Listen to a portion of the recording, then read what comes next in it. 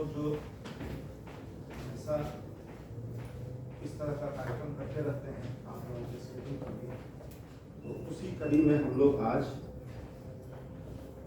जो मिथिला एंजल्स के जो सर्वे सर्वा हैं अरविंद झा जी, तो अरविंद झा जी आज हम लोगों के साथ हैं और ये बड़ी खुशी की बात है कि ये अपने इस निजी कार्यक्रम में हम लोगों को समय दिए और आज जो टॉपिक हमने रखा है वो आप लोगों के लिए बहुत ही अच्छा है कि आप कुछ भी पूछ सकते हैं।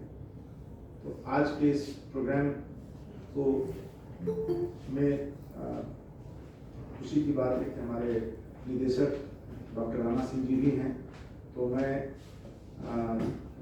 डायरेक्टर साहब से निवेदन करूंगा कि वो वेलकम स्पीच दें। धन्यवाद कुमार जी। हमारी आज के इस कार्यक्रम के मुख्य वक्ता और मुख्य अतिथि आदरणीय Arvind Jha ji, senior tech executive, angel investor, mentor and last but not the least, founder of Mithila Angels Network. We are indeed thankful and grateful to him for spending his valuable time with us at BHub and to spare his and to impart his knowledge, skills and wisdom to all our attendee incubatees and the startup founders, entrepreneurs. We are thankful and grateful to you, sir, and we extend a very warm welcome to you with a big round of applause from all our fraternity. Just to give you a brief, he is one of the brightest souls of the Bihar economy in general and Mithilanchal in particular.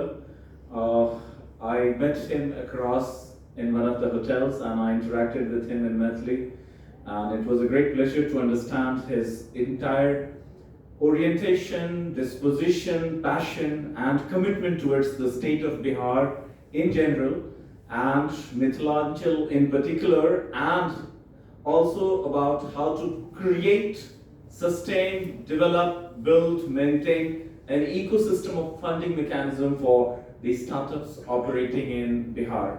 He has been very kind to fund some of the fast growing startups of the BHub community, which is part and parcel, which is being mentored by CIMP BIF under the dynamic leadership of its CEO, Shri Kumar Kumarji, sitting on my left.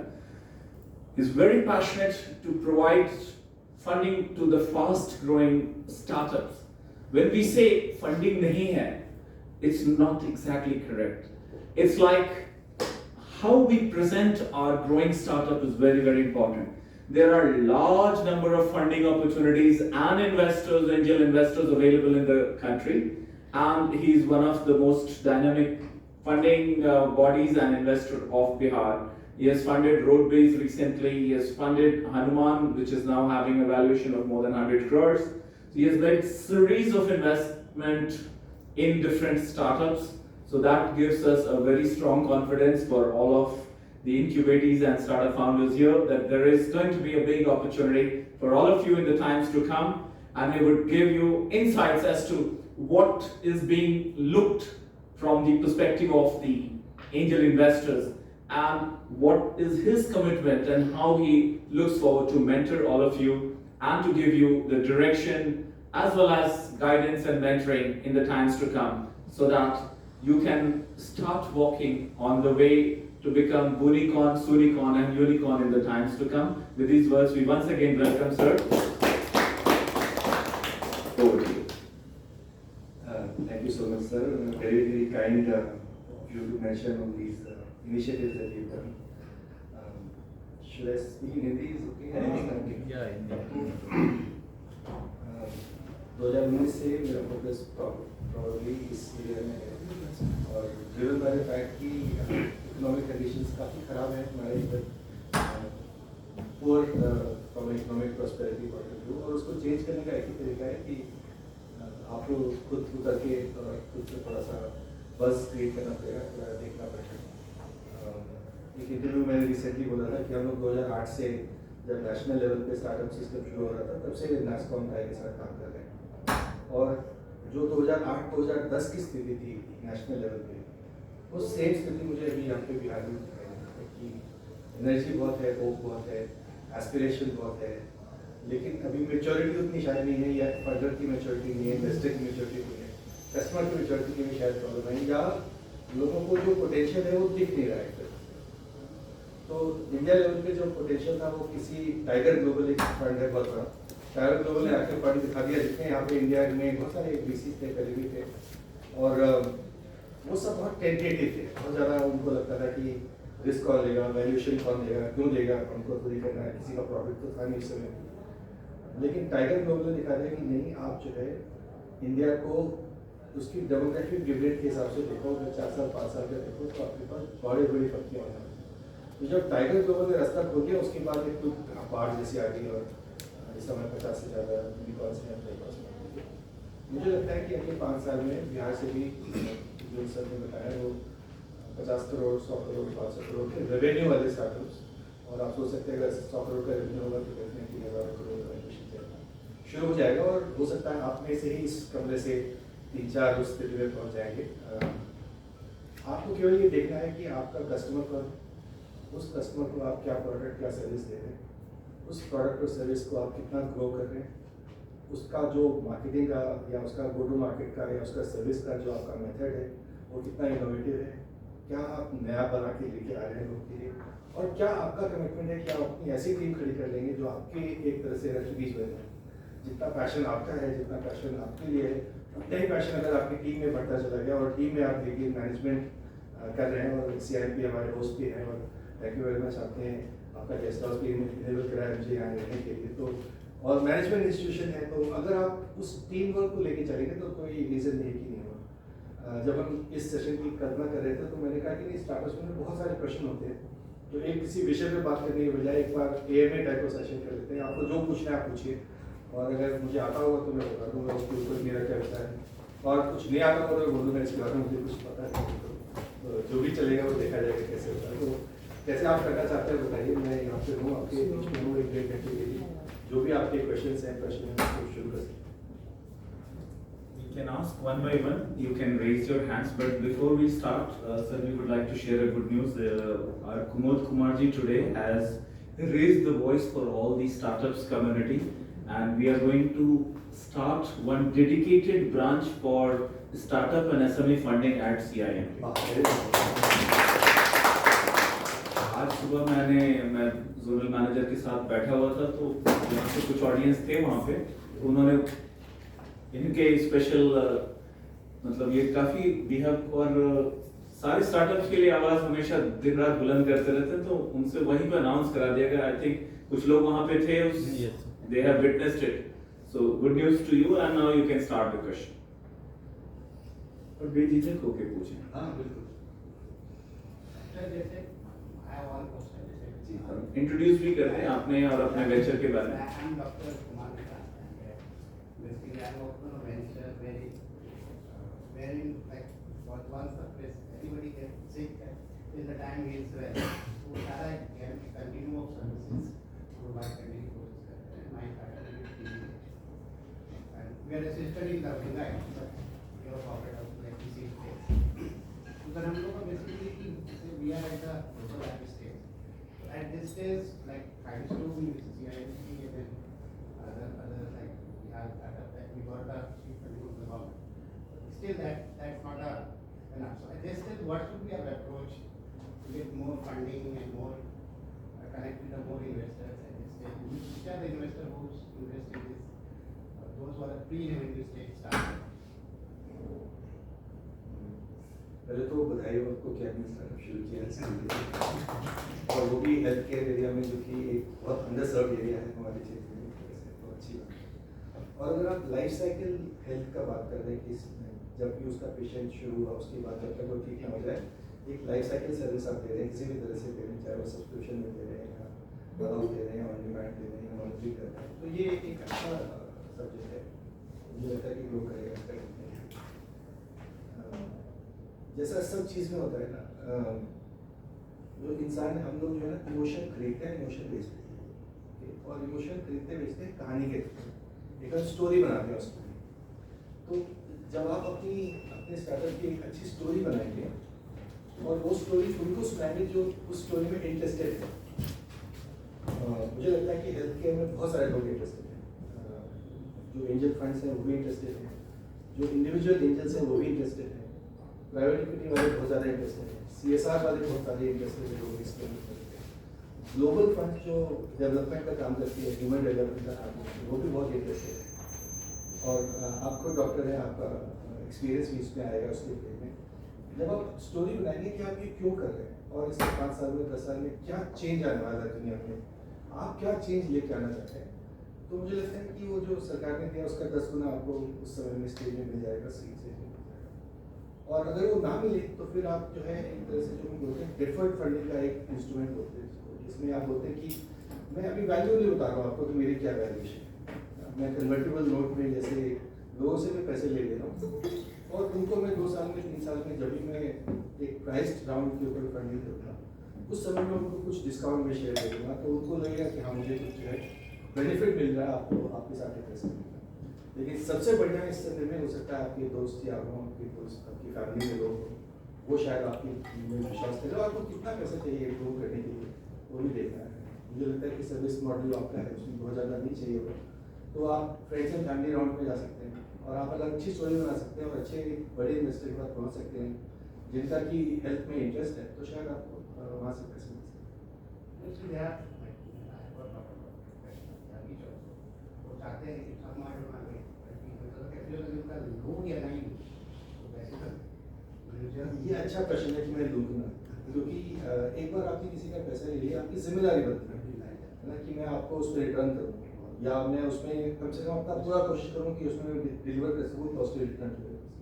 तो definitely आपको तब तक नहीं लेना चाहिए जब तक आपका अपना कॉन्फिडेंस नहीं है कि मैं इसमें जो भवसागर है वो पार कर सकता हूँ पिछले 3-5 साल का की और दिखा सकता हूँ कि मेरे पास। और आप कंज्यूमर मार्केट में तो मुझे लगता है कि 50 से 100 फैमिलीज जब आपके पहले प्रोजेक्ट में आ जाएंगे कि हाँ ये पेशेंट मैं मैनेज कर पा रहा हूँ और वो पैसे दे रहे हैं और उस पैसे के बदले में मैं उनको एक एक्चुअल सर्विस दे पा रहा हूँ जो उनके काम की है, जो उनको नहीं मिल रही थी पहले, तब शायद आप जो है फंडिंग राउंड के लिए जा सकते हैं कि हाँ अब उसको मुझे डेफिनेटली स्किप कर सकते हैं। बहुत अच्छा प्रश्न। What is the quantum you are looking forward to?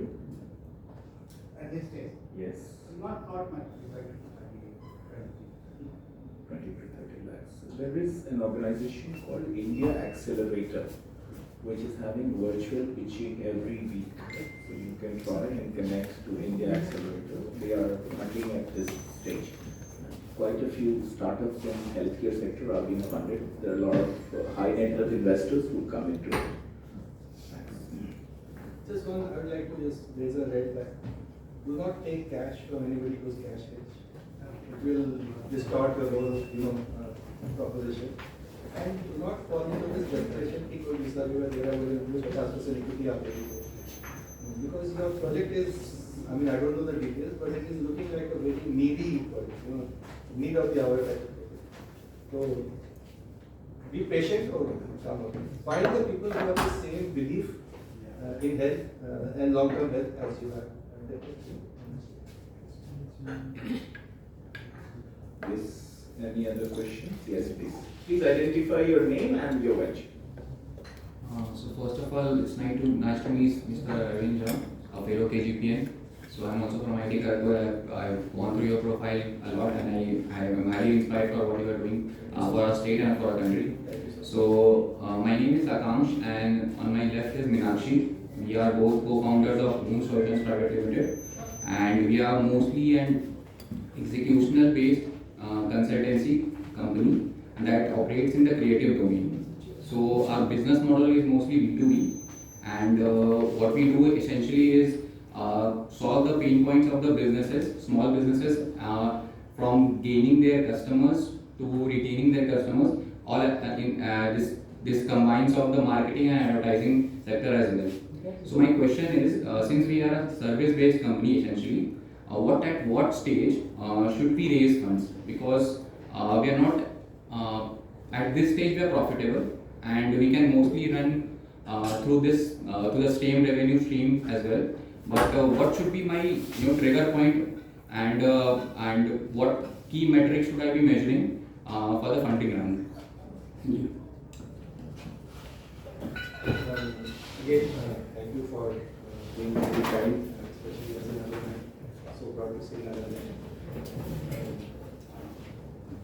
जो आप कर रहे हो ना कि स्मॉल बिजनेस को मैं एक डिजिटल मार्केटिंग का प्लस दे रहा हूँ, उनकी डिजिटल मार्केटिंग इम्प्रूव कर रहे हैं और उसमें आप सर्विस के थ्रू कर रहे हैं। उसमें आपको देखना है कि इसमें स्केल कैसे आएगा। अगर हम देखें कि इंडिया में स्मॉल बिजनेसेस कितने हैं, मुझे लगता है करोड़ों में। और अगर हम देखें ट्रेडिशनली स्मॉल बिजनेस का जो IT स्पेंड है बहुत मिनिस्क्यूल है, मतलब 1% उनके टर्नओवर का 1% से भी कम है। अगर हम बड़ी एंटरप्राइज का देखें जैसे बैंक से इंश्योरेंस कंपनी का, उनका 10 से 12% जो है IT और डिजिटल में स्पेंड आता है। मैन्युफैक्चरिंग का उससे थोड़ा हो सकता है, रिलेटेड हो सकता है। स्मॉल बिजनेस का बहुत ही कम है। और सबसे बड़ी प्रॉब्लम स्मॉल बिजनेस का क्या है कि उनके पास टैलेंट ही नहीं है वो काम करने में। वो जो बिजनेस कर रहा है वो आदमी 1 मैन कर रहा है या एक फैमिली कर रही है या 2-3-4 लोगों के साथ कर रहा है, उसके पास टैलेंट नहीं है कि वो उसका जाके पूरा ERP चलाएगा, टैली चलाएगा, सॉफ्टवेयर चलाएगा, फेसबुक चलाएगा, उसके पास नहीं है।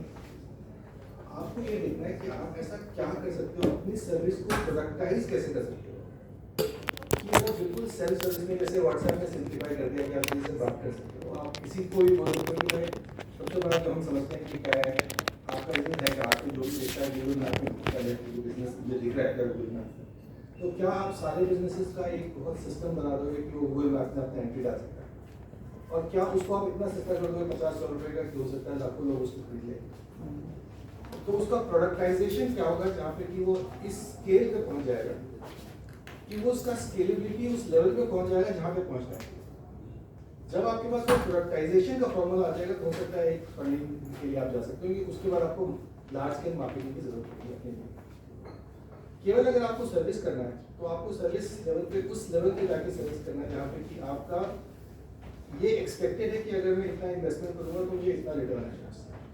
जब आप वो ROI दिखा पाओगे तभी जाके कोई आपको इन्वेस्ट करेगा। और खासकर जो स्टार्टअप इन्वेस्टर है, हर राउंड में स्टार्टअप इन्वेस्ट की एक्सपेक्टेशन अलग होती है, लेकिन आप सोच लो कि वो अपने जो पैसा लेता है, जो इन्वेस्टर जो फंड क्रिएट करता है, वो कम से कम 15-18% रिटर्न का प्रॉमिस करके करता है और उसके ऊपर भी वो बोलता है कि आपको मैं कैरी जो भी है उसका बोनस कर दूँ। 20-22% का रिटर्न का लोग एक्सपेक्टेशन लेके चलते हैं। इसका मतलब है उसके पास कम से कम 7x, 8x, 10x की वैल्यूएशन नहीं आएगी तो आपको शायद इन्वेस्टमेंट नहीं करेगा। तो जब वो उस लेवल पे आप पहुंच जाएंगे, मुझे लगेगा कि 12 टाइम्स मेरा वैल्यू बढ़ जाएगा, तब शायद आप सर्विस बिजनेस में जा सकते हो। या अगर आपको लगे कि नहीं मैं यहाँ पे हजारों लोगों की टीम बना दूंगा ये काम करने के लिए, जो IT आउटसोर्सिंग में पहले बार जो आज हम देख रहे हैं कि इन्फोसिस में लाखों लोग काम कर रहे हैं और उनका बिलियंस ऑफ डॉलर में रेवेन्यू है या वैल्यूएशन, तो उस स्केल पे जब आप जा पाओगे तब शायद सर्विसेज बिजनेस में फंड रेज करेंगे। आपके पास क्लैरिटी हो कि हाँ ये मैं कर सकता हूँ। तो दिक्कत यह है कि इस प्रॉब्लम में डिजिटल मार्केटिंग वाले साइड में या मार्केट साइड में हजारों, ऑलमोस्ट रेड ओशन जैसा है, आप जहाँ पे हाथ डालोगे वहाँ पे 5 बंदे मिल जाएंगे, ऐसा है। तो आपको थोड़ा बहुत केयरफुली सोचना पड़ेगा कि मैं किस एरिया में जा रहा हूँ और क्या मैं कर रहा हूँ जो कि यूनिक है। That point, so हमारा जो है ओनली टेक वाला साइड नहीं है। So what we do is essentially help a small business grow. इसमें हमारा डेटा के साथ लेके एग्जीक्यूशन इंक्लूडेड है। For example, if a new cafe opens up in Patna, so what are their requirements? They require first of all the outlet, उसका designing कैसे होता है, ब्रांडिंग कैसे होता है, तो उसका एंड टू एंड सॉल्यूशन, ठीक है, जिसमें प्रोडक्ट वाला भी पार्ट है। तो product we give them the consultancy and we tell them कि ये चीज़ जो for example we do not know, we have the connections जहाँ पे हम उस चीज़ को कनेक्ट कर सकते हैं चीज़ों। एंड इसके अलावा डेटा को यूज़ करके what are the target markets, कहाँ पे आपको ऐसे कर सकते हैं, ये सब हमारा मोस्टली काम है। एंड जो प्रोडक्ट वाला सेक्टर सर आपने बोला, तो प्रोडक्ट वाला सेक्टर जो मोस्टली हमारा ये सब साइड में है ना, वो बहुत ही अनऑर्गेनाइज मार्केट है। सो अगेन इसमें और बहुत कैपिटल इंटेंसिव मार्केट है। For example you need heavy machinery and all, so what do you suggest, should we invest in that or should we invest in outsourcing these things? So invest in something that helps your customer and invest in something that scales the business. So business consulting typically not highly scalable because you know आप 4 लोग 10 लोग की team बनाओगे तो कितने customer handle करोगे, तो आपका लीनियर ग्रोथ होता जाएगा, तो जितने कस्टमर होंगे उतनी बड़ी टीम होती जाएगी। That doesn't sound like it is going to be scalable. You have to think कि आप उसमें क्या सेल्फ सर्विस दे सकते हो ताकि लोगों का बहुत बड़ा scalability. This is your challenge. But अभी आप कर रहे हो, अभी और काउंट करोगे जब आप कितने कस्टमर हैं आपके साथ? 50+ है। हो सकता है आप थोड़ा एक्सपीरियंस करेंगे तो आपको अपने आप समझ में आएगा कि उन सब कस्टमर की 70% टाइम ये रिक्वायरमेंट होती है, जो 70% टाइम रिक्वायरमेंट है उसको प्रोडक्टाइज करो, उसको ऑटोमेट कर दो, उसको सेल्फ सर्विस बना दो, वो शायद फ्रेमवर्क काम करता है। Thank you. All the best. हाँ sir, Jayant Kumar, startup name Neetech academy, edtech platform पे हम लोग सपोर्ट करते हैं। बेसिकली हम लोग जो स्किल्स कोर्स है लाइक पाइथन, सॉफ्टवेयर डेवलपमेंट की चीज़ें, कैटिया हो गई, इथिकल हैकिंग हो गई, इन सब कोर्सेज को हिंदी में लोकल लैंग्वेजेज जो बिहार के बच्चों के लिए ला रहे हैं। इसमें से बहुत सारे कोर्सेज हम लोग का भी ऑनलाइन लर्निंग चल भी रही है। बहुत सारे इंजीनियरिंग कॉलेजेस के बच्चे भी अभी हम लोग के साथ जुड़ रहे हैं, पॉलिटेक्निक कॉलेजेस के साथ जुड़ रहे हैं और काफ़ी इंजॉय लेके जुड़ रहे हैं, क्योंकि होती है कि सारी skills course are available in English, और इंग्लिश में भी अच्छे कंटेंट में होती है और अच्छे चार्जेज होती है। लाइक हम अगर इथिकल हैकिंग की बात करें तो एक ही कोर्स आती है 30,000 to 50,000, फुल स्टैक डेवलपमेंट की कोर्सेज आती हैं ऑलमोस्ट 50,000 प्लस। लेकिन जो हम लोग प्रोवाइड कर रहे हैं विद इन द रेंज जो बिहार के बच्चे को 5 to 10,000 में, और with in local language Hindi में, उनको हिंदी और इंग्लिश दोनों में उनके कंटेंट होती है। तो अभी जो इन्वेस्टमेंट की बात होती है, हम लोग के माइंड में एक ही चीज आता है, अगर इन्वेस्टर इन्वेस्ट करते हैं तो वो कितनी इक्विटी लेते हैं।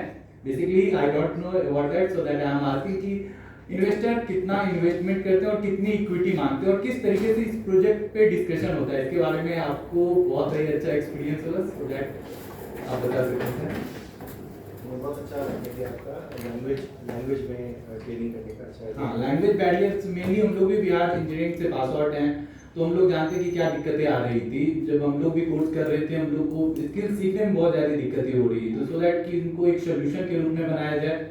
और यहाँ पे काफ़ी अच्छा हम लोग लॉकडाउन के समय से ही इन पे काम करना स्टार्ट किया, लेकिन लॉकडाउन के बाद एक फंड रेज के कारण कुछ बहुत बेसिकली हम लोग लॉकडाउन में इथिकल हैकिंग पढ़ाए थे, जो कि गुजरात में काफ़ी ज़्यादा फेमस हुआ। वहाँ पे एक यूनिवर्सिटी थी, गुजरात की गवर्नमेंट यूनिवर्सिटी थी, वहाँ पे काफ़ी ज़्यादा बच्चों, लगभग 50+ स्टूडेंट ने सब्सक्रिप्शन लेके जूम पे पढ़ाई किया था लॉकडाउन के समय। आफ्टर देन हम लोग उन चीज़ों को एक ऑर्गेनाइज वे में किए और काफ़ी अच्छा रिस्पॉन्स, अभी 1000+ स्टूडेंट्स हमारे बेस में है और अभी वर्किंग चल भी रही है। और बिल्कुल सर को हम फॉलो भी करते हैं यहाँ पे। हाँ, सर का भी काफ़ी अच्छा स्टार्टअप के क्षेत्र में देखा है। देखिए, इन्वेस्टर जो होता है वो इस तरह सोचते हैं कि अगर हम 10 कंपनियों में इन्वेस्ट करते हैं तो हो सकता है 7 बिल्कुल खराब हो जाए, 2 हो सकता है एवरेज रिटर्न हो, एक बिल्कुल मेरा 10 टाइम रिटर्न या 20-20 टाइम रिटर्न हो गया। तो एवरेज मेरा मैंने कमिट किया अपने इन्वेस्टर्स को, उसको उतना मिल जाए। तो वो तब आएगा जब आपके पास उस पर्टिकुलर कंपनी का मोटा इक्विटी है, बड़ा इक्विटी है। ठीक है, तो हमने जो देखा है अर्ली स्टेज राउंड में वो हमेशा ट्राई करेंगे, जो बड़े इन्वेस्टर होते हैं या बड़ा जो चेक मान लीजिए 2 करोड़ 2.5 करोड़ 3 करोड़ का जो चेक साइन करेंगे, उनका कोशिश होगा कि 26%, 20%, 16%, 16 से 26% वो ट्राई करेंगे लेने का फर्स्ट राउंड में। अगर आप फ्रेंड्स एंड फैमिली जाएंगे तो आप 2% भी कर सकते हैं, 8% भी कर सकते हैं, आपके ऊपर है उसमें। उसके नीचे अगर थोड़ा सा उसमें हमने 10% का राउंड भी देखा कि 10% लोग कोशिश करते हैं कि 10% का राउंड हम लेके चलते हैं। लेकिन अगर आपके पास 1,000 कस्टमर है और 8,000-9,000 रुपये दे के आ रहे हैं, आपका रेवेन्यू है और आपके पास ग्रोथ है और आपके पास स्किल है जो कि बाहर मार्केट में नहीं है। मान लीजिए अभी आप इंग्लिश हिंदी में कर रहे हैं, आप थोड़े और लैंग्वेजेस एक्सपर्ट आए तो फिर गुजराती मराठी सब में शुरू कर देते हैं, तेलुगु सब में शुरू कर देते। आपका अपना ग्रोथ और आपका अपना स्किल डिटरमिन करता है कि आप कितना बड़ा इक्विटी दे सकते हैं या नहीं दे सकते हैं, और आप कितना नेगोशिएट। एक बार इन्वेस्टर को समझ में आ जाए कि इससे मुझे फायदा होने वाला है, मैं इससे पैसे बनाने वाला हूँ, फिर आप नेगोशिएट कर सकते हैं। और जब तक वो समझ में आ जाए तब तक वो हमसे नेगोशिएट करता है। तो ये एक मार्केट नेगोशिएशन का गेम है एक तरह से, और उसको पर्सनली नहीं लेना, उसको बिजनेस की तरह ही लेना है। 2 to 3 करोड़ पे लगभग 16 to 26% मैं आपको इक्विटी बताता हूँ कि कहानियाँ मजेदार होती हैं कि दिलखुश का जब हम कर रहे थे तो हमने वैल्यूएशन कराया, एक प्रोफेशनल सीए बॉडी है उससे वैल्यूएशन कराया उनके प्रोजेक्शन के हिसाब से, उनके 3 साल तक क्या प्रोजेक्शन है उसका डिस्काउंटेड कैश फ्लो वगैरह करके आज क्या होना चाहिए, करीब 8 करोड़ की वैल्यूएशन आ गई। उन्होंने बिहार में 8 करोड़ कोई नहीं देने वाला, इससे आपको नहीं मिलेगा। ठीक है, तो हमने उसको आधा कर दिया कि हम 4 करोड़ की वैल्यूएशन करें। उसमें बहुत सारे लोग थे जो काफ़ी प्रोफेशनल हैं और स्टार्टअप के साथ काम कर रहे हैं ऑलरेडी। उनका कहना था कि अभी तो उनका 6 महीना पहले शुरू ही हुआ है तो कैसे 4 करोड़ की वैल्यूएशन हो सकती है। वो आगे का जो 3 साल का प्रोजेक्शन है वो नहीं देख रहे। तो अगर आज की स्थिति में बताइए मुझे क्या होना चाहिए, तो आज की स्थिति में तो उनका कुछ भी नहीं था, 4 लाख रुपये भी उनका रेवेन्यू नहीं कमा थी, क्या उसका वैल्यूएशन था।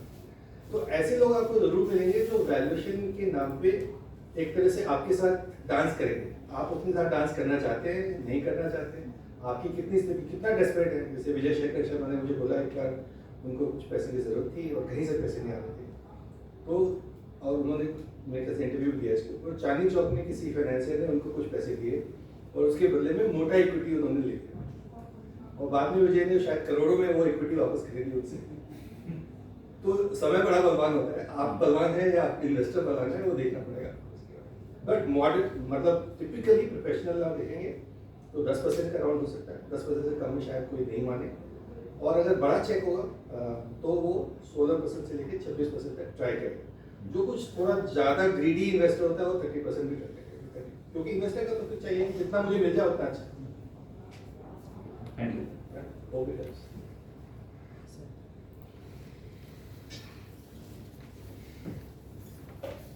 Good evening to everyone. Thanks for organizing such a session.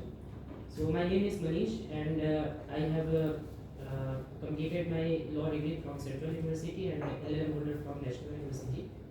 So ऐसे तो मैंने लॉ किया है, बट मेरा बिजनेस से कहीं कोई दूर तक का रिश्ता नाता कभी रहा नहीं है। बट पिछले 1-1.5 साल से I and my co-founder has started a startup investment platform. Basically that is the name of that startup is Yuva Invest, और उसकी पेरेंट ऑर्गेनाइजेशन है वैशालिका टेक्नोलॉजीज प्राइवेट लिमिटेड, जो यहीं पे रजिस्टर्ड है। Sir actually we are just providing a platform for both the investors and the startups to come at our platform and get जो भी आपको कटिंग चाहिए वो है। तो सर अभी actually we are developing our website, हमारा वेबसाइट डेवलप हो रहा है from London headquarter tech company. लेकिन सर एक्चुअली प्रॉब्लम ये आ रहा है कि हम लोग सारा काम करते हैं, हम लोग 2 ही आदमी हैं इसमें भी साथ में काम कर रहे हैं, लेकिन होता क्या है कि हम लोग दिन भर का अपना मीटिंग शेड्यूल करते हैं कि हाँ आज हम लोग को इस पे काम करना है, कल इस पे काम करना है, बट वो आधे दिन में ही कंप्लीट हो जाता है। फिर हम लोग आर्टिकल्स पढ़ते हैं, सब चीज़ करते हैं, लेकिन ऐसा होता है कि कभी वो मेरे से कॉल करके पूछते हैं कि और कुछ बताइए मुझे कि आप क्या सोच रहे हैं इस बिज़नेस के बारे में। देन मतलब मेरे पास कुछ आइडिया ही नहीं होता है कि मेरे बिजनेस के लिए हम क्या कर सकें, और सारे आर्टिकल्स पढ़ लेते हैं, सब चीज़ कर लेते हैं, बट फिर भी हमारे पास आइडियाज़ नहीं आते हैं। तो इसमें सर हम लोग कहाँ लैग कर रहे हैं, जबकि हम लोगों ने इस पर अराउंड 12 to 15 लाख हमने खर्च भी कर दिए हैं। अपना हमारा वेबसाइट भी अभी बन ही रहा है, in the next month probably वो डिलीवर हो जाएगा हम लोगों को फुल प्लेस। तो सर ये हम लोगों को प्रॉब्लम आ रहा है, we do not have any adviser जो हम लोगों को एडवाइस कर सके कोई ऐसा, तो हम लोग कहाँ से लैग कर रहे हैं, ये मेरा आपसे क्वेश्चन है। हार्ड क्वेश्चन क्योंकि यही बात जो है सारे मार्केट प्लेसेस या मैच मेकर्स बोलेंगे। जो सबसे बड़े इन्वेस्टमेंट एडवाइजर वो यही बोलेंगे कि हम और कहाँ से कस्टमर लेके आए या ट्रेनिंग लेके आए। आपके जो कस्टमर हैं जो आपको पैसा देने वाले हैं वो शायद स्टार्टअप्स होंगे, तो स्टार्टअप की क्या नीड है उसको आपको समझना है कि उनको क्या नीड है और मैं कैसे उसको फुलफिल करता हूँ। अगर उसकी फंडिंग की नीड है तो फिर आपको एक तरह से जो फंडिंग साइड है उससे रिलेशनशिप बना के रखना है, उस पर इन्वेस्टमेंट ज़्यादा करना है कि भाई उनको क्या चाहिए, उनका क्या इंटरेस्ट है। और मुझे लगता है जैसे अगर आप बिहार में हैं और काम कर रहे हैं यहाँ पे, तो बिहार में अभी तक और नेशनल लेवल पर काफ़ी शुरू हो गया। एक जब से रतन टाटा जी ने शुरू किया इन्वेस्टमेंट का काम स्टार्टअप्स में, तो जो बिग कॉर्पोरेट लोग थे या हम देखते हैं कि जो बिग सेलिब्रिटी लोग थे उनका भी स्टार्टअप में पैसा इन्वेस्टमेंट शुरू हो गया, और उन्होंने एक फैमिली ऑफिस का कॉन्सेप्ट बना दिया कि एक फैमिली ऑफिस के थ्रू हमारा जो कॉर्पस है कैपिटल का उसको हम स्टार्टअप्स में इन्वेस्ट कर सकते हैं। हो सकता है, मुझे लगता है, मेरा ये मानना है, डेटा नहीं है मेरे पास, कि बिहार में जो उस तरह के धनी लोग हैं जिनके पास एक तरह का वेल्थ कैपिटल है वो शायद अभी भी स्टार्टअप के प्रति उदासीन है। तो आपके पास अगर वो एबिलिटी है कि आप उनको पिच करके प्रेजेंट कर सकते हैं, उनको कह सकते कि नहीं आपको एक बैलेंस पोर्टफोलियो बनाने में, जैसे आपने लैंड खरीदा है, बिल्डिंग खरीदा है, कॉर्पोरेट किया, शेयर किया है, गोल्ड किया, हो सकता है आप 1-2% अपना वेल्थ स्टार्टअप में डालना शुरू करें और हम आपको अच्छे स्टार्टअप लेके आएंगे, प्रेजेंट करेंगे। हो सकता है उससे आपका जो एक सप्लाई साइड है, आपका फाइनेंशियल सप्लाई साइड ठीक हो जाए, उसके बाद स्टार्टअप्स तो आपके पास आ ही जाएंगे। तो आपको किसी भी एक वेरिएबल को अपना के उस वेरिएबल में एक यूनिक एक्सपर्टीज लेके आनी है। जब आपके पास वो यूनिक एक्सपर्टीज आ जाएगी तो फिर आपका मार्केट चलेगा। अभी आप regular mill of the work कर रहे हैं कि हमने एक मार्केट प्लेस बना दिया, तो उससे अच्छा था अगर आप चाय की दुकान खोल लेते तो शायद वहाँ पे लोग आके मिल लेते और आपका पैसा भी खर्च नहीं होता, पैसा उल्टा होता। तो आप थोड़ा सा आप सोचिए कि उस वो जो आप मीटिंग ग्राउंड बना रहे हो उस मीटिंग ग्राउंड की क्या बेसिक डिफरेंशिएशन, वो काम कहीं और क्यों नहीं हो सकता, वो भी में क्यों नहीं हो सकता वो काम। Just to supplement him, probably, well, we are a co-working space here. If you get attached to an incubation center which has a holistic ecosystem from the pre-incubation stage, rather the idea stage, pre-incubation stage, post-incubation stage, then your proof of concept, then your IPR, then your commercialization of your service.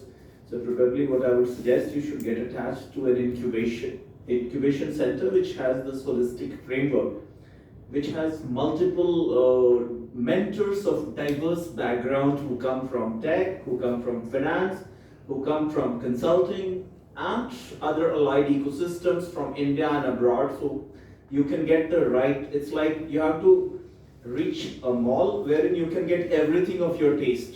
I hope you understand, and probably any incubation center in this city who is best equipped will actually help you in a better position, because sometimes you require some high-end technology which can actually help, because India has multiple aggregator models. Let's talk about Policy Bazaar for that matter, because it's under the dynamic leadership of Sanjeev Bikhchandani, who's also a serial investor for that matter. Naukri.com, people who are seeking jobs, people who are granting jobs. So you are like yet another aggregator, people who are getting funding and people who are seeking funding. But then there are a lot of financial aspects associated. So somebody can guide also pertaining to the compliances, funding, technology, security of the website, and so on. So maybe you can contact Kumoji and he'll be able to guide you better and connect you to the right set of people from technology, business, finance, fintech, and all of the allied sectors. I hope I could address your query, if not answer it.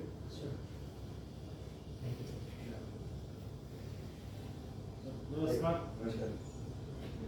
Arvind ji sir, हमारे पहले group के जिंदगी में नौकरी लेने पहले भी थी मुझे, एक राउंड में बात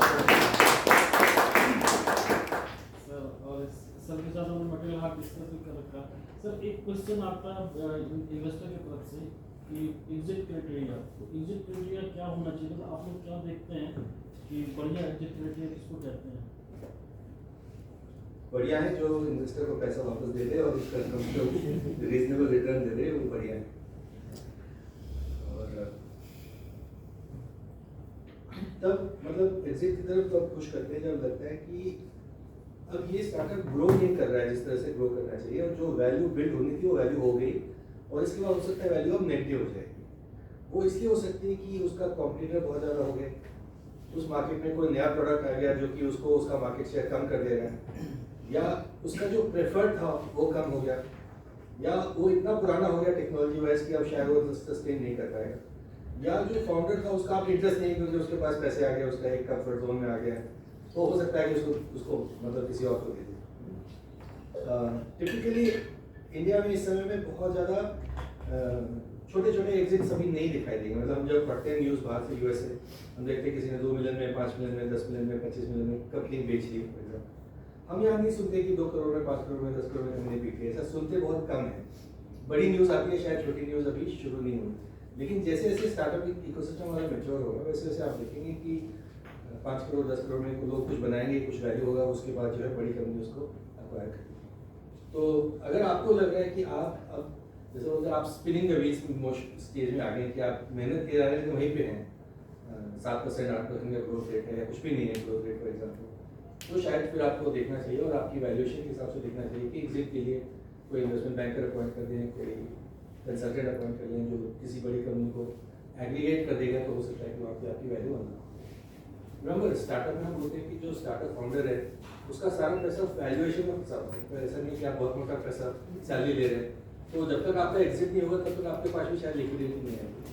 तो अगर आप थक गए मान लीजिए या मेंटली थक गए मान लीजिए, हो सकता है एग्जिट ओके सर, क्वेश्चन मेरा ये वो नहीं था, मेरा क्वेश्चन था इन्वेस्टर का एग्जिट, बट मेरा एग्जिट। हाँ, इन्वेस्टर जो फंड बनाता है ना, तो वो ऑटोमेटिकली क्वेश्चन पूछने की मैं समझ गया, सॉरी। जैसे अगर मैं मान लीजिए 200 करोड़ का फंड बनाऊं, तो मैं अपने इन्वेस्टर्स को बोलूंगा कि मैं 7 साल में आपको पैसे रिटर्न दे दूँ। तो अब मैं मेरा है पर्पस है कि 200 करोड़ मैंने ले लिया, अब मैं फटाफट उसको इन्वेस्ट करूँगा, ये जो भी मेरी रहती है थिंकिंग उसका। लेकिन 7 साल में मुझे रिटर्न करना है, तो जो मैंने इनिशियल इन्वेस्टमेंट किया है उनको मैं पुश करूँगा कि आप मुझे एग्जिट दो। एग्जिट कैसे दोगे? या तो आप आईपीओ में जाओ या आप किसी को फंडिंग और बेच दो, ताकि मेरी लिक्विडिटी हो जाए, ताकि मैं अपने इन्वेस्टर्स को उस फंड का पैसा वापस करूँ। तो ये देखना आपका बहुत जरूरी है कि जो आपको इन्वेस्टर पैसे दे रहा है उसको कितना प्रेशर है एग्जिट करने का। पता चला कि आपने पैसे लिए और अगले दिन से बोलने लगे कि आप बेच दो, तो ये उसका हमेशा फंड के साथ में ही लगा होता है कि वो कब तक वो एग्जिट देना। Just to supplement his thoughts, wonderfully said. There was a company in US called Baby Center. So somebody was running, it was a technology portal, giving more and more ideas about baby and neonatal health to pregnant women and so on. So the portal was able to generate very little amount of money through advertisement on portals, through Google AdSense and so on and so on. But when there was an investor who partnered a deal with Johnson & Johnson, so Johnson & Johnson could understand with this kind of portal and with this kind of traction of people, I can sell products of baby care worth billions, and I mean it. So then probably for an investor perspective, he says fine, you are able to generate X, 3X, 4X, at max 5X. But the moment it gets taken over by a company like Johnson & Johnson, the kind of revenue outcome would be phenomenal. And if the company is making a lot of money, it makes better sense. So sometimes it's a function of if it is under your leadership, if it's generating X valuation. The moment that there is a change of leadership, the valuation goes manifold times, it becomes let's say 25X. So that also is a turning point, and I think that's just to supplement. Thanks. That is for our exit or our acquisition. Yes. When we get acquired by somebody, some well-known brand. Absolutely. And then there might be a third-party, consulting firm which is actually masterminding this acquisition. Because sometimes you don't understand the value of your own portal. But for you, the value may be very less. But then for a third-party vendor, say Baby Center was having lakhs of, millions of women coming to that portal and getting guidance. And Johnson & Johnson could understand value. So there was a deal worth billions. And so it's like exit option. For you, the profitability may not be very high, but for somebody who acquires it, may make billions out of it. So then, sometimes as a seller, as a company, you may not have that perspective. But then somebody who's a negotiator will understand what is the value out of it, and then that's all about negotiation tactics. And then across the table when you sit, because he's sitting with a lot of organizations before he's making investment. That's it, thanks. Convertible notes. What is the convertible notes? A convertible note is a kind of a legal instrument, financial legal instrument, where you are taking money from somebody with a promise that I'll convert it to equity at a later date, at a later defined value, with some boundary conditions कि अगर इतना नहीं हुआ तो इतना होगा, इतना नहीं हुआ इतना होगा, which is time related and value. तो आप बोल सकते हो अगर 3 साल में मैं फॉर एग्जांपल प्राइस राउंड कर दूंगा तो इतने वैल्यू पे हो जाएगा, अगर मैं 5 साल में करूंगा तो इतने वैल्यू पे होगा, अगर मैं नहीं कर पाऊंगा तो इतने वैल्यू पे. तो एक तरह से वो deferred equity का एक round. And in fact, in India, Reliance was the first one to mastermind, because even in convertible, they came with Reliance Petroleum and RPEL and RPPL. Long back, I'm talking about. Ilu was the buzzword for this. So they came up with Reliance polypropylene and polyethylene. So they came up with OFCD, optionally fully convertible debentures. So if you want, you convert fully, you keep debentures, you keep equity, you keep part equity. So it's like the way financial modeling is done is very different. So now throughout the world, pioneering has happened, but in India it was. So you can always, it's in your best interest. If you see the business is growing at a phenomenal rate and you are in a position to pay debt interest, fine enough. You pay debt interest and don't keep your equity with you. But if you see that, look, your cash flows are not good enough to pay back, debt interest. So sometimes you have to strike a balance. If you have sufficient money, keep paying interest, keep it in form of debt. But if you see that, no, I don't have current cash flow, but in future it may grow. So in that case, it's better to part with equity and keep your financial liabilities to the least. So you have to understand your cash flows and accordingly take a decision pertaining to it. Thanks. If somebody is asking for the potential shares, what are the pros and cons? Giving or not giving? It will have to depend, and we can take legal advice on क्या होना चाहिए क्या होना चाहिए. It will have to depend. Every new round of investor will have preference over the old investor. Seed investors, Series A, Series B, Series D, Series B, ये भी आपको चलेंगे. The last round investors will have the highest preference because they have to pay first. So it's an unrolling kind of effect. So preference is very important, and many cases are there. Lawyers get influenced. Just to supplement his answer, you know the sequence of the commitment over the finance. Your first liability is to pay the interest to the debenture holders, and then the next liability is to pay to the preferential shareholders. And still, if you're left with some cash flows, only then you can accrue some payment in form of dividend to equity shareholders. So if somebody who's asking for it, he knows that he would have the second ranking in priority in terms of getting the cash flow.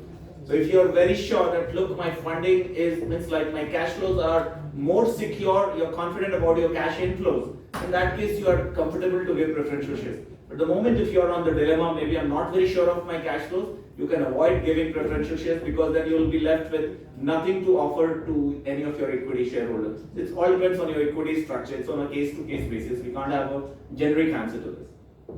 Thanks. Yes, ma'am. मेरा नाम रचना प्रियदर्शनी हुआ. मेरा startup company your heritage private limited. ये basically we are promoting Bihari culture, Bihar folk and art through our products. Basically Bihar heritage, we promoting Bihar heritage. Sir मेरा सवाल ये है, हम अक्सर जब ये स्टार्टअप्स की बात करते हैं तो यहाँ पे अभी जितने भी सवाल आए बहुत सुनने के ध्यान से इन्वेस्टिंग की बात आती है, फंडिंग की बात आती है, एंजल इन्वेस्टर्स की बात आती है. क्या जो हम मोस्टली हम लोग में से सबको बिहार स्टार्टअप पॉलिसी की ओर से फंड मिले हैं, किसी को 10 लाख मिला, किसी को 25 लाख मिला, किसी को 5 लाख मिला, जो भी, बट हमें फंड मिला है एज पर आर जो हमारा प्रेजेंटेशन था उसके अकॉर्डिंग. नो डाउट कि money begets money, but money also brings tension, hyper tension and sometimes societal tendency also. तो क्या हमें ऐसा क्यों नहीं कुछ बताते कि लाइक अगर मेरे पास 10 लाख का फंड है तो how can do I business, मतलब मनी रोटेशन कैसे कर सकते हैं, जो फंड हमको मिला उसको रोटेट करके अपने बिजनेस को कैसे सस्टेन कर सकते हैं. Because startup is not always about money, startup is about idea, about passion, about some more things. तो हमको जो है ये आप मैं एक्सपेक्ट करती हूँ, इवन यहाँ पे जो सर लोग बैठे हैं उनसे भी एक्सपेक्ट करूँगी, हमें ये बताया जाए जो हमें 10 लाख मिला है उसको हम 20 कैसे बनाएं. पहला सवाल ये. दूसरा कि अगर जो हमारे पास ऐसा नहीं है कि हमको बिजनेस करने के लिए हमेशा आपको इन्वेस्टर्स की या बड़े बड़े फंड की, करोड़ों के फंड की जरूरत है. डिपेंड अपॉन कि आपका वेल्थ फंड क्या. मैं ये मानती हूँ अब तक 10 लाख का जो हमें फंड मिला, हमारी कोशिश है कि हम उसमें से कुछ पैसे को अपना सिक्योर करते हुए जो मनी हम मार्केट में इन्वेस्ट कर रहे हैं और उसको रोटेट करके अपना बिजनेस हम जनरेट कर सके. हमारी कोशिश ये है, क्योंकि आज अगर हम फंड लेंगे तो जाहिर सी बात है कल उसको रिपे करने का एक अलग टेंशन होगा. कई बार रिपे नहीं कर पाएंगे तो हमारे बहुत सारे बैंक जो है बहुत सी चीज़ों को सीज कर देगा या और भी कई सारे अलग अलग उसके एस्पेक्ट्स होंगे. तो हमको एक तो ये रिक्वायरमेंट है हमारी. मैं आपसे भी जानना चाहूँगी क्योंकि आप इसमें मास्टर प्लेयर है सर, तो क्या ये आइडिया सही नहीं है अगर मैं ऐसा सोचती हूँ. और दूसरा कि क्या हमेशा इन्वेस्टर से, जैसे हमारी गवर्नमेंट की पॉलिसी है या जैसा मैं जानती हूँ जहाँ तक कि आप जितना फंड मार्केट से लेते हो, जितना आपको इन्वेस्टर्स, एंजल इन्वेस्टर्स को आप जितना आकर्षित करते हो, अट्रैक्ट करते हो अपनी बिजनेस के लिए, आपका रैंकिंग उतना बढ़ता है. ऐसा मुझे मतलब मुझे पता है. तो क्या ये सच है कि आपका फंड और आपके इस पे डिपेंड करता है आपका रैंकिंग, और क्या रोटेशन बेस्ड जो है मार्केटिंग क्या ये सही नहीं है या इसमें कुछ कमियां हो सकती है, तो मुझे काइंडली बताएं सर. ट्रिक क्वेश्चन है, गूगली वाला क्वेश्चन. देखिए पहले हम ये मानेंगे कि जिस टीम ने आपका प्रोजेक्ट इवैल्यूएट किया और आपको पैसे दिए वो ऑलरेडी इसमें जा चुके हैं कि क्या आप उस पैसे को कैसे स्पेंड करेंगे, आपके पास आइडिया है, उसमें से क्या आप रेवेन्यू जनरेट करेंगे और सेल्स बनेंगी, प्रॉफिटेबल बनेंगी, आपके पास आइडिया है या नहीं. तो फर्स्ट राउंड ऑफ शॉर्टलिस्टिंग उस टीम ने शायद की होगी जब आपका इंटरव्यू हुआ होगा या आपका एनालिसिस किया होगा कि आप करेंगे क्या उस पैसे का. है ना, हम हमेशा पूछते हैं कि इस पैसे से आप करने क्या वाले हो और उससे क्या रिटर्न होने वाला है, उससे क्या होगा. फंडिंग की जरूरत कब होती है? जब आपको लगे कि आपके पास कस्टमर तैयार है और आप उसको मीट नहीं कर पाते। मैं एक एग्जांपल देता हूँ और बिल्कुल बेहतर उन्हीं का एग्जांपल था। अब उनका बहुत PR हुआ पिछले महीने, मतलब जितने बड़े नाम ले सकते हैं आप, सब सारे वेबसाइट्स में, पोर्टल्स में, न्यूज़ में दिलखुश कर रहा। तो उससे क्या हुआ कि सारा का सारा डिमांड अब दिलखुश के ऊपर आ गया। जो कस्टमर है सारी दुनिया से 1.5-2 लाख लोग उनका नाम सर्च कर रहे हैं, रिव्यूज का नाम सर्च कर रहे हैं। उनके पास इतनी गाड़ियां नहीं कि मीट कर सकते हैं। आज अगर उनके पास फंडिंग होती तो अपनी गाड़ियां डाल लेते, वो कस्टमर का डिमांड मीट कर लेते। अगर आप उस स्थिति में है कि आपके पास डिमांड है और आप प्रोड्यूस नहीं कर पा रहे, तो आपको ये लोग फैक्ट्री डालनी पड़ेगी, उसके लिए कैपेक्स चाहिए, उसके लिए फंड चाहिए। अगर आपको अब नहीं है सिचुएशन और आपको कॉन्फिडेंट है कि आपका बिजनेस वैसे चलेगा, तो जीरोधा का एग्जाम्पल सब लोग लेते हैं। उसने कभी फंडिंग नहीं ली, 2000 करोड़ का प्रॉफिट है उसका, क्योंकि उसने वर्ड ऑफ माउथ के थ्रू, कम्युनिटी के थ्रू इतना बड़ा मार्केट बना लिया अपने लिए कि फंडिंग की जरूरत ही नहीं पड़ी। ज़ो का नाम लेते हैं, बहुत कम फंडिंग हुई है ज़ो में, वो भी यूनिकॉर्न कंपनी हम मानते हैं उसको। तो funding is not the solution. Funding के लिए जो रैंक बढ़ जाता है, जिसको आप बोल रहे हैं रैंक बढ़ जाता है, वो केवल ये बताता है कि उस बिजनेस में कुछ लोगों का विश्वास है कि ये बिजनेस एक जेन्युइन बिजनेस है, या इस बिजनेस जो है ग्रो कर सकता है, या इस बिजनेस की इतनी वैल्यू हो सकती है। वो भी प्रूवन नहीं है, लेकिन कुछ लोगों का विश्वास है। और जब बड़ा राउंड ऑफ फंडिंग होता है या बड़ा इन्वेस्टर फंड करता है, इसका मतलब है कि इसमें डेफिनेटली बहुत सारे लोगों का विश्वास है इसके अंदर, है ना? तो वो विश्वास की वजह से उसका रैंक बढ़ जाता है कि आपने एक ऐसा आइडिया लाया, जैसे डॉक्टर साहब का अगर फंडिंग हो जाती मान लीजिए $2 मिलियन, तो जैसे होम केयर एंड हेल्थ 5-6 साल पहले बहुत फेमस हो गया था, उस तरह से life cycle management of patient एक फेमस कैटेगरी बन जाएगी, और उस कैटेगरी में वो लीडर बन जाएंगे। तो वो एक थॉट लीडर बन जाएंगे उस कैटेगरी में, उसकी वजह से उसका रैंक होगा, जो मीडिया में रैंक होगा, जो दूसरे नाम। तो रैंक होना कोई बुरा नहीं है। स्टार्टअप में हम ये मानते हैं कि स्टार्टअप का जो फाउंडर है उसका ब्रांड और जो बिजनेस कर रहा है उसका ब्रांड इक्वली पावरफुल है। अगर आपका अपना पर्सनल ब्रांड है तो आपके स्टार्टअप को उसका डेफिनेटली एडवांटेज मिलेगा। तो बुरी बात नहीं, उसको आप नेगेटिव मत सोचिए, उसको आप पॉजिटिव सोचिए कि अगर रैंक मिल रहा है तो पॉजिटिव ही होना चाहिए उसको। और अगर आप इंटरनल एक्रूवल से सबसे बेस्ट जो है वैल्यूएशन बनाने के लिए कि आप कस्टमर से पैसा लेके अपना बिजनेस बनाए, प्रॉफिट चलना, अगर आप बना सकते हैं तो well and good, nothing like उससे बेस्ट। सर रचना का जो प्रॉब्लम है उसको मैं कुछ बोलूँ क्या? Sir please. जैसे कि हेरिटेज पर एक काम कर रही हैं और उससे रिलेटेड आप आइटम है और भी जो आइटम है उसको सेल कर रहे हैं। जैसे कि सुबह आपसे बात हुई थी, जो हमारे उद्यमी हैं उनको प्रॉपर ट्रेनिंग नहीं है मार्केटिंग।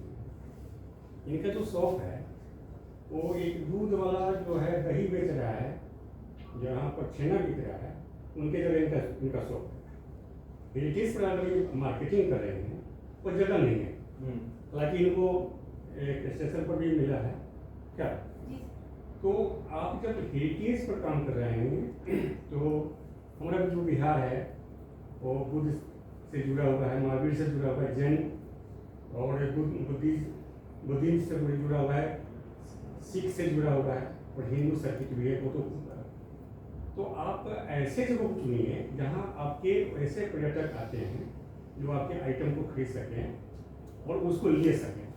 दूसरी बात है कि आप अपने प्रोडक्ट को इस तरह से डिजाइन कीजिए जो ब्लेंड भी हो, मतलब पुराना जो आपका जो परंपरागत है उसको फिर मॉडर्न थोड़ा सा दीजिए। जैसे आप टी शर्ट अगर डिजाइन करके बेच रही हैं तो आप अपने बुद्ध को किस तरह से इसको प्रिंट करें जो यंग जनरेशन जो है उसको पहन सके और लगे कि हम फंकी भी है और वो थोड़ा सा मॉडर्न जो है और पुराना जो उससे जड़ से जुड़े हुए भी हैं। तो इनका क्या था कि हमारा जो 10 लाख रुपया मिला है उसको कैसे 20 कर दें। तो इसके लिए प्रॉपर ट्रेनिंग की जरूरत है, लोकेशन की जरूरत है कि आप कहाँ बेचना चाहते हैं, आपका टारगेट ग्रुप कौन है, आप किसको बेचना चाहते हैं, आप उसको किस तरह से डिजाइनिंग करेंगे। इसमें बहुत सी बातें हैं जिसको एक उद्यमी को समझना पड़ेगा, तभी वो आगे मार्केट में टिक पाए। Thank you. Thank you, sir. Thanks. I would just like to supplement, madam. First thing first, let me correct some statistics which we are talking about. किसी को 5 मिला, किसी को 10 मिला, किसी को 25 मिला, 25 किसी को नहीं मिला, सबको 10 ही मिला। नहीं तो कई लोग परेशान होंगे कि मेरे को 10 ही क्यों मिला? कितने लोग परेशान होते? Be honest to your cause. Don't share such stats. Number 2, आपने बात की जो 3-4 शब्द बोले आपने, टेंशन, हाइपरटेंशन, सुइसाइडल टेंडेंसी। तो सबसे पहली बात अपना जो है हृदय बहुत मजबूत करके रखना। As an entrepreneur we need to have very strong risk taking ability. तो दूसरा टच हो गया। तीसरा, हम 10 को 20 कैसे करें, उससे भी आगे है। पहले नहीं, आपने शायद गाना नहीं सुना 1 2 का 4 4 2 का 1। तो आप 10 को 20 करना चाहते हैं तो और 20 40। उसका एक सिंपल तरीका है मार्केटिंग के बारे में। पहले तो आप इंक्यूबेशन सेंटर आपको सपोर्ट करता है, not just pre incubation, post incubation, consulting, training, marketing, digital marketing, all sets of opportunities. तो एक जो Naukri.com और Zomato के कॉमन जो हैं फंडर संजीव बिखचंदानी साहब, उनका एक सिंगल लाइन है, कहते हैं you chase your customers, investors will follow. तो प्रॉब्लम क्या होती है, जो स्टार्टअप्स है दे स्टार्ट चेजिंग इन्वेस्टर्स, वहां पे एक मुश्किल आती है। तो ये आपका पहला इंटेंट बहुत अच्छा है कि हम 10 को 20 कैसे करें। You start working on multiple things. One is position. Airport पे जगह खाली है, कोई यूज करने वाला नहीं है, you can take that space at the airport. Very good. So what I'm saying is you have to adopt a holistic set of marketing strategies. Go for content marketing, data-driven marketing, email marketing, network marketing, collaborative marketing, channel marketing, MLM marketing, retail networks. So you'll have to adopt the holistic model of multiple processes of marketing, and you can get in touch with Kumoji how to strive. तो 10 को 20 कैसे करें? इनके पास तो ये कहिए कि हम 20 लाख जनरेट कर रहे हैं, 20 करोड़ कैसे फंडिंग लें? So he has that orientation. So it's like putting your right question to the right places, I think. But then when Sarah said, ask any, so sure. So probably what you need to do is to have a holistic set of, consulting and guidance to make sure how you scale up your business operation. That's all. Thanks. I think the lady at about that. Yes. Yes, sir. Sir, मेरा नाम शाज़िया कैसा है और मैं करीब 5 साल से ज़्यादा हो चुका है मेरे स्टार्टअप को। और service centre for footwear and leather goods, उस पर हम काम करते हैं। जो भी पुराने शूज़ हैं या टॉर्न शूज़ है, उनकी हम रिपेयरिंग, सर्विसिंग, ऐसे क्लीनिंग करते हैं। तो अभी तक मैंने फंडिंग के लिए प्रॉपर जो जाना चाहिए वो मैं नहीं गई, क्योंकि मुझे खुद पता था कि अभी मैं उसके लिए रेडी नहीं हूँ। बट पहले मुझे ये था कि पहले मुझे मार्केट में खुद सस्टेन करना है और पहले मुझे कॉन्फिडेंस आना चाहिए, ताकि मैं दूसरे के पैसे को उसी कॉन्फिडेंस से वापस करूँ। तो अभी सस्टेनेबिलिटी आ गई है। दूसरा है कि अब हमारा जो मॉडल है वो B2B भी क्रिएट हो गया है और B2C भी क्रिएट हो गया है। B2B में अभी हमारी लिबर्टी के डायरेक्ट MD से हमारी बात हुई है, उनका काफ़ी इंटरेस्ट है, वो हमसे जुड़ना चाहते हैं। बस अभी थोड़ा सा उनको कन्विंस करना ये है कि वो मुझे लखनऊ, बैंगलोर या दिल्ली बुला रहे हैं, लेकिन मैं चाह रही हूँ कि मेरा पूरा सेटअप यहाँ है, तो पहले मैं अपने होम ग्राउंड में प्रैक्टिस करूँ, उसके बाद फिर फाइनल मैच पे जाऊँ। तो रेडचिप भी अब हमारे साथ, वहाँ भी हमारी बात जो चल रही है, तो अब मैं रेडी हूँ कि मुझे अब फंड चाहिए। तो मैं जस्ट ये पूछना चाहती हूँ कि मुझे किसी से भी पैसा नहीं चाहिए, मुझे वैसे इन्वेस्टर से पैसा चाहिए जो मुझे आगे के नेटवर्क्स, कनेक्शन वो सब भी दिला सके, ताकि मैं इस जो मेरे जो कैटेगरी ये जो नया बन रहा है, इसकी मैं लीडर हूँ। बहुत बढ़िया। प्रश्न क्या आता है? आप तो मतलब यहाँ बैठ सकती है, इतना अच्छा हो गया। तो मतलब सब कुछ ठीक है। और जो भी मैं आप सोच रहे हैं मैं ये चाह रही हूँ कि जैसे थोड़ा होता है, सबका अपना अपना नेचर होता है। मैं पब्लिकली बहुत ज़्यादा कंफर्टेबल पूरा एक्सप्लेन नहीं कर पाती हूँ। अगर थोड़ा कंफर्ट हो जाती हूँ तो एक पॉइंट, माइनर से माइनर चीज़ मैं आपको बता सकती हूँ मेरी ज़ुबान से, क्योंकि वो हर एक चीज़ मैंने ज़ीरो से मतलब एक तिनका करके मैंने सबको जोड़ के खड़ा किया है। तो मैं आपसे एक टाइम चाहूँगी ताकि मुझे आपका एक्सपीरियंस से या मुझे एक गाइडेंस मिले, ताकि मैं सही जगह अप्रोच कर रहा हूँ, ताकि मेरा जो टाइम है वो अननेसेसरी वेस्ट नहीं हो। में बात कर सकते हैं कभी इन्वेस्टर्स। लेकिन आप ठीक सोचिए, मतलब आपके कंट्रोल में अगर है और आपका बिजनेस यूनिक है तो इंडस्ट्री वही ढूंढना चाहिए जिसके साथ आप कंफर्टेबल हैं और जो आपके विजन के साथ अलाइन है, जो भी विजन है आपके, जो भी मॉडल है उसके साथ अलाइन है। और उस मॉडल में जो भी तरह के हो सकता है, आपका ऑनलाइन हो सकता है, ऑफलाइन हो सकता अब है। मेरे साथ मेरी टीम भी बहुत अच्छी और बहुत एक्सपीरियंस्ड जो हैदराबाद बेस्ड है वो जुड़ चुके हैं विद इक्विटी, तो इसलिए मेरा कॉन्फिडेंस और ज़्यादा।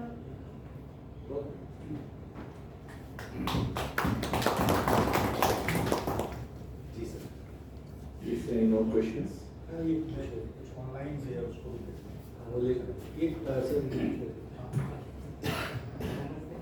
मेरा नाम राजेंद्र दास है और मैं दरभंगा से बिलोंग करता हूँ। 18 साल का सेल्स एंड मार्केटिंग का एक्सपीरियंस है, business development, franchise development, banking and financial background students. Due to accident job loss हो गया और फिर सेल्स एंड बिजनेस डेवलपमेंट में वापस आ नहीं सका, क्योंकि मैं कभी किसी ऐसे बंदे को अपने अंडर में नहीं रखा जो मेरे को कौन रखेगा। 15,000 बच्चे अभी तक मेरे अंडर में काम कर चुके हैं, तो इसके लिए मैं कभी जॉब पे ट्राई नहीं किया। 10 साल पहले और 15,000 की नौकरी। तो हमने एक स्टार्टअप चालू किया, एडटेक स्टार्टअप है, फंड की रिक्वायरमेंट नहीं है। यूनिक पॉइंट ये है कि हम 299 रुपीज़ में सुबह 6 बजे से 11 बजे तक बच्चे जब भी मर्जी कोई भी क्लास कर सकते हैं। अभी CBSE है, विदिन 6 मंथ हम इंटायर बोर्ड लेके आ रहे हैं। साथ में जो फाइनेंशियल क्राइसिस बच्चों को होती है पढ़ाई से रिलेटेड, तो हम लोग हॉस्टल लेके आ रहे हैं ताकि सेफ प्रैक्टिस। अगर बच्चे सही क्वेश्चन का आंसर देते हैं एंड उसको रिडीम करके अपने पढ़ाई का खर्चा खुद ले सकते हैं। तो आने वाले 6 महीने 7 महीने के अंदर हम लोग पे आफ्टर प्लेसमेंट मॉडल लेके आएंगे। हमें वहीं पे एक ठीक है, हम बिजनेस सेल्स बहुत अच्छा कर सकते हैं, प्रोडक्ट सेलेबल बना सकते हैं, बट जो टेक्निकल चीज़ों में हमें सपोर्ट चाहिए। ऐसे तो हमारा कंपनी मैंने कलकत्ता से रजिस्टर्ड किया है, 5 को फाउंडर हमारे हैं जो कि ऑलरेडी टेक बैकग्राउंड से। तो अभी हम कोई मेंटर की तलाश में हैं या इंक्यूबेशन सेंटर की तलाश में हैं जो कि हमें NBFC के लिए सपोर्ट कर सके या NBFC का सॉल्यूशन दे सके, क्योंकि पे आफ्टर प्लेसमेंट अभी ना तो हमें फंड्स की रिक्वायरमेंट है, क्योंकि हम लोग आपस में भी इतना फंड्स रेज किए हुए हैं कि हम लोग अभी तक सर्वाइव करें। 35 लाख का कमिटमेंट है सीड फंड के लिए, तो आगे फंड्स की जरूरत नहीं है, बस कोई ना कोई मेंटर चाहिए।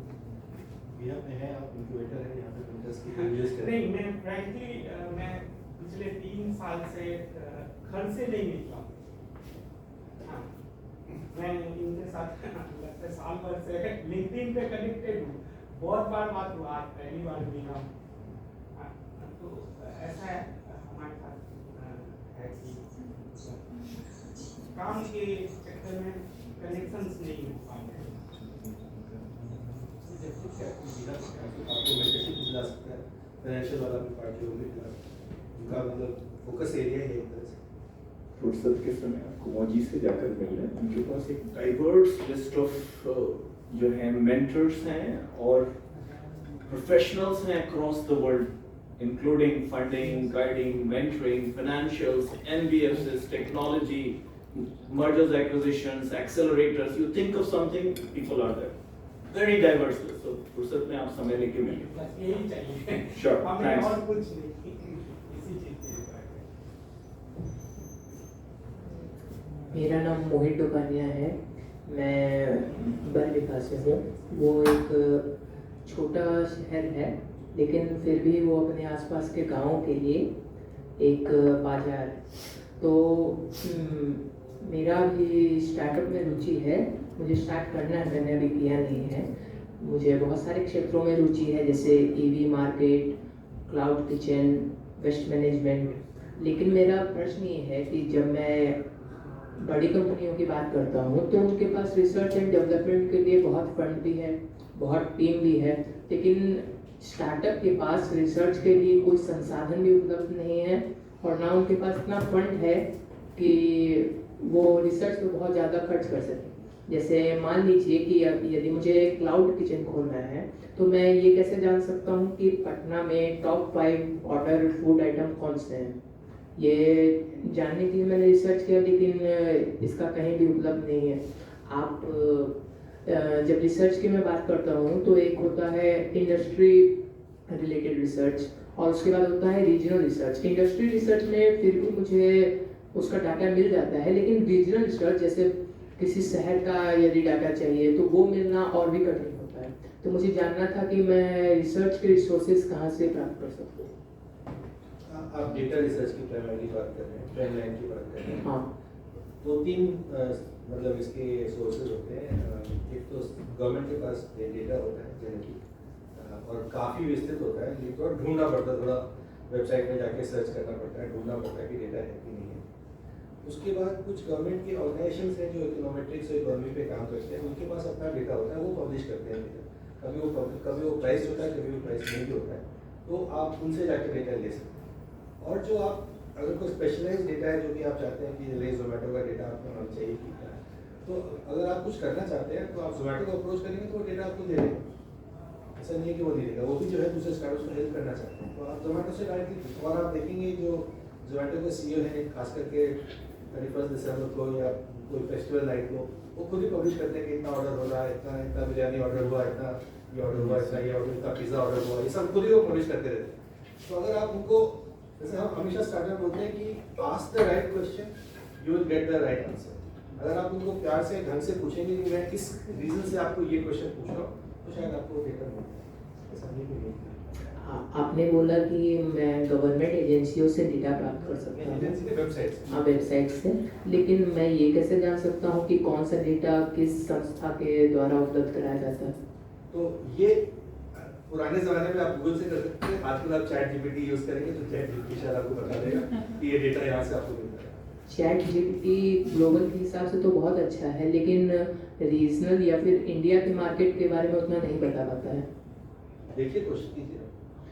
मैं कोशिश करता हूँ। आपके प्रश्न का बहुत अच्छा प्रश्न है और आप बहुत दूरदर्शी व्यक्तित्व मालूम पड़ रहा है। ऐसा है कि कुछ लोगों की जो रिसर्च है, उन्होंने कैसे रिसर्च की, बहुत लर्नेड लोगों की बात मैं बता दूं। एक एग्जांपल है, एक है लर्निंग बाय ऑब्जर्वेशन। बहुत कुछ नहीं करना है, आप एक लोकेलिटी के चौराहे पे खड़े हो गए और देखते हैं कि वहाँ पे कितने लोग, आजकल पता है डोमिनो, जोमेटो और स्विगी, वहाँ पे खड़े हो गए 4 घंटे में देखे कितने लोग जा रहे हैं। तो कितने लोग मैकडोनल्ड से जा रहे हैं, कितने स्विगी से जा रहे हैं, कितने जोमेटो से जा रहे हैं, तो आपको ये पता लग जाता है कि who is delivering more orders. और अगर मैकडोनल्ड से जा रहा है तो पता है मैकडोनल्ड समोसा नहीं बेचता, they are only selling pizzas. तो आपको ब्रॉड आइडिया पता चल जाता है कि कौन ज्यादा है। तो देयर इज अ कॉन्सेप्ट जिसको कि हम कहते हैं learning research by observation. This is one. There are other international researchers who get वो लोकल स्तर पर कैसे करते हैं, बहुत सिंपल सा तरीका है। सपोज एक हाउसिंग कॉम्प्लेक्स है, सुबह में कबाड़ जो कूड़े वाला है वहां से कूड़ा निकाल के ले जाता है, ठीक है, कुछ नहीं करना है उसको, 1 दिन 2 दिन सैंपल स्टडी के लिए उसके कूड़े में से देखेगा कि कितने पैकेट्स मैकडोनल्ड्स के हैं, कितने जोमेटो के हैं, कितने स्विगी के हैं, इत्यादि इत्यादि, और साथ में उसके स्लिप्स भी लगे पड़े होते हैं, वो जो पुर्जी रहती है वो भी उसमें स्टेपल करके कूड़े में डाल। तो थोड़ा सा अगर शोध वाकई करने का है तो कुछ सैंपल्स अगर हम हाउसिंग सोसाइटीज को कर लें तो फाइनेस्ट डेटा मिल जाएगा। मेरी बात समझिए। लेकिन आप चाहें कि पका पकाया मिल जाए, नहीं, थोड़ा सा उस पर मेहनत करनी होगी। आप समझ पाए कहाँ हम बता रहे हैं? इसके अलावा एक और, अगर यहाँ थोड़ा सा मुश्किल है, आप चले जाइए कबाड़ी वाले के पास, जिसके पास वो जो कार्टून खरीद के लाता है, वो कार्टून में वो सारे दिख जाएंगे किस किस कंपनी के कितने कार्टून, वहां से भी बहुत आइडिया लग जाता है कि क्या कौन सा सबसे ज्यादा बिक रहा है। मेरी जी, आपने रीजनल के बारे में तो बता दिया, लेकिन और भी यदि हमको डेटा इंडस्ट्री रिलेटेड प्राप्त करना है तो उन सबके लिए कोई अच्छी वेबसाइट? भारत में शोध के क्षेत्र में बहुत सारी संस्थाएं हैं। एक है national council for applied economic research NCAER, ठीक है, और सारे क्षेत्र के अलग अलग हैं। जैसे क्राइम का है NCRP, तो हर सेक्टर स्पेसिफिक का अलग अलग बॉडी है, ठीक है। अब जैसे एक्सपोर्ट से डेटा लेना है तो IIFT है, वो जनरेट कर रहा है, DGFT है। तो अगर आप जेनरिक क्वेश्चन पूछेंगे तो नहीं, अगर कोई स्पेसिफिक सेक्टर का पूछना चाहें तो you can talk, because I hope मैं समझा पा रहा हूँ आपको। जी जी बिल्कुल। हाँ, तो देश में आज भी मैं बता दूं, भारत में आज भी जो है प्राइमरी रिसर्च और सेकेंडरी रिसर्च में अन्य देशों की अपेक्षा जो खर्च है वो बहुत ही न्यूनतम है, न्यूनतम। तो आपको कुछ क्षेत्र में जिसमें आप घुसना चाहते हैं, आपका डाइवर्स इंटरेस्ट है, अब जैसे क्लाउड किचन है, आपको बड़ा आसान तरीका है, आपको पता लग जाए, कुछ नहीं करना, जो फटफटिया लेके चल रहा है ना, उसको रोकना है, कहता है बेटा कहाँ से लेके आ रहे हो, पता है कि हम कर गैया से लेके आ रहे हैं, अच्छा एग्जैक्ट एड्रेस बताओ, चले जाइए उसके पास, बाहर में कितने मोटरसाइकिल खड़े हैं, ठीक है, 10 मोटरसाइकिल खड़े, शाम को पहुंच जाइए जिस समय सब बैठ के अपना चलने के चलो यार चाय पीते हैं, बता देगा दिन भर में कितना ऑर्डर किस चीज कर लिया। तो थोड़ा सा और सैंपल बेस कर लीजिएगा तो मिल जाएगा। ये तो आपके क्लाउड किचन की कहानी हो गई। तो बता देगा कि एक दिन में कितने डिलीवरी कर रहा हूं, और हमने एक दिन में 20 डिलीवरी की और वहां 10 मोटरसाइकिल वाला है, तो 20 into 10 you can extrapolate the data. तो ये हो गया, ये क्लाउड किचन का। एक और नाम बताया था आपने, क्लाउड किचन का एक और एड्रेस बताया था आपने, ईवी मार्केट। ईवी मार्केट बड़ा सिंपल है, अभी इवॉल्विंग स्टेज में है। 17 में हम लोगों ने एक नेशनल कॉन्क्लेव किया था, और उस समय जब ईवी मार्केट की बात की थी तो सब लोग हमारे ऊपर हंस रहे थे कि what nonsense are you talking, this is India not Europe and US. आज 23 में देखिए शहर पे जब हम आज कार से आ रहे थे तो बगल में 2 गाड़ी थी, इनको दिखाया मैंने, दोनों ऑटो ईवी पे थे। तो मैं 17 से और 22 मात्र 5 साल में we could grow faster than any other economy. तो ईवी के सेक्टर में भी आप अगर ये जानना चाहते हैं कि ईवी चार्जिंग स्टेशंस कितने हैं, उसकी डेटा इंडिया में जो है कुछ एजेंसीज हैं जिस पे काम कर रही हैं। जैसे बिहार में ब्रेडा है, तो ब्रेडा सोलर के रिलेटेड डेटा दे सकते हैं कितना इन्होंने लगाया है। और भी सोलर की एजेंसीज हैं, उनकी जो एनुअल जनरल रिपोर्ट है उसमें पढ़ेंगे तो बहुत सारी बारीकियां उसमें स्पष्ट रूप से उल्लेखित होती हैं। तो you'll have to start reading the detailed auditor's report and annual general report, जो उनकी रिपोर्ट होती है उसको पढ़ना शुरू करें। This is one source. Second source, EV के जितने भी आज की डेट में कितने कंपनीज हैं, बहुत कम कंपनीज, अभी Tata is leading in EV। तो एक है ऑर्गेनाइज्ड मार्केट, दूसरा अनऑर्गेनाइज्ड मार्केट। तो अनऑर्गेनाइज्ड मार्केट आपको पता है, एक गाड़ी वाले को रोकिए, 5 को रोकिए, कहाँ खरीदे थे जी बता देगा। 5 एजेंसी शहर में 20-25 से ज्यादा एजेंसीज ने, उनको जाके स्टडी कर लीजिए उसने कितना बेचा अभी तक, पता लग जाएगा। अब उसमें कौन सी बैटरी यूज कर रहे हैं, एक को रोकेगा तो बता देगा पिछली बार कब चेंज किया था, कौन कौन से 90% आज की डेट में चार्जिंग घर पे कर रहे हैं। चार्जिंग स्टेशन अभी बिल्डअप स्टेज पे हैं, पॉलिसी गाइडलाइंस बहुत क्लियर नहीं है, इवॉल्विंग स्टेज में। तो यू गेट, जिस दिन आप कसम खा लेंगे कि मुझे ये डेटा थी, अगले दिन मिल जाएगा, बस कसम खाने की देर। अभी तक कसम खाए कोई डेटा पाने के लिए नहीं, कसम खा लिए, जिस दिन कसम खा लेंगे you'll get every data, it's available, everything is। कुछ में थोड़ी मेहनत करनी पड़ेगी, लेकिन कुछ चाहते हैं कि बना बनाया मिल जाए, तो थोड़ा सा उसमें भी वक्त लगेगा। इंडिया में अभी उतने सारे स्टैटिस्टिकल रिसर्च इंस्टीट्यूशंस नहीं हैं आज की तारीख में, जो कि हर चीज का डेटा आप बोलिए और आपको डिलीवर करते हैं। देयर आर रिसर्च एजेंसीज, उनको अगर आप पैसे देते हो करके दे देंगे, but best is observational learning and 2-3 और जो सोर्सेज होता है जो कंपनीज अडॉप्ट करते हैं, और they hire field researchers to get you the data. आपने जो ऑब्जर्वेशन से रिसर्च की बात की है वो बहुत ही अच्छा था और मेरे बहुत काम आएगा। धन्यवाद। रिसेंटली सर आपने किस कंपनी में इन्वेस्टमेंट किया है अभी तक, और वो इन्वेस्टर जो भी इन्वेस्टमेंट किया है रिसेंटली अभी तक कौन सी कंपनी में इन्वेस्टमेंट किया है? अभी हमने इंग्लिश शायरी में इन्वेस्ट किया है। इंग्लिश शायरी एक स्टूडेंट स्टार्टअप है जो कि इंग्लिश कन्वर्सेशन स्किल्स सिखा रहा है लोग। और मुझे बहुत इंटरेस्टिंग है क्योंकि इंग्लिश का बहुत बड़ा फुटप्रिंट है, इंडिया में भी है, इंडिया से बाहर में भी है, सब लोग इंग्लिश सीखना चाहते हैं। और बहुत स्केलेबल मॉडल लेके आए वो लोग कि कोई भी आदमी इंटरनेट पे किसी और इंग्लिश लर्नर के साथ एक साथ सीख सकता है और अपनी लैंग्वेज बढ़ा सकता है, और उनको उस लेवल तक लेके जाना ताकि वो जॉब इंटरव्यू में फेल ना कर सके। बहुत बड़ी चीज़ है कि आप किसी को हेल्प कर रहे हैं कि जॉब इंटरव्यू में फेल ना करे, तो मुझे अच्छा लगता है। सर इनका कहानी बताइएगा, कैसे फाउंडर्स आपको अप्रोच किए? तो मिला एंजल नेटवर्क में उन्होंने अप्रोच किया था कि हमने ये स्टार्टअप बनाया है और मुझे लगा कि मतलब एक तो बिहार से स्टूडेंट स्टार्टअप देख के ही खुश हो गए कि स्टूडेंट स्टार्टअप थर्ड ईयर वाले स्टूडेंट इस तरह से कर रहे हैं। जब उनसे बात की तो उन्होंने बोला कि हमने ये देखा कि हमारे सीनियर्स को इंटरव्यू में इसलिए रिजेक्ट कर देते हैं कि उनको इंग्लिश बोलने नहीं आया कि अपने आपको इंट्रोड्यूस कैसे करें, उनका इलेक्ट्रिकल इंजीनियरिंग का नॉलेज या मैकेनिकल का नॉलेज तो पहुँचे ही नहीं, वो तो हुआ यू में ही फेल हो गए एक तरह से। तो लगा कि नहीं हम भी फेल हो जाएंगे, तो हमें कुछ बनाना चाहिए कि इंग्लिश में कैसे अपना इम्प्रूव कर सकते हैं अपने स्किल्स को।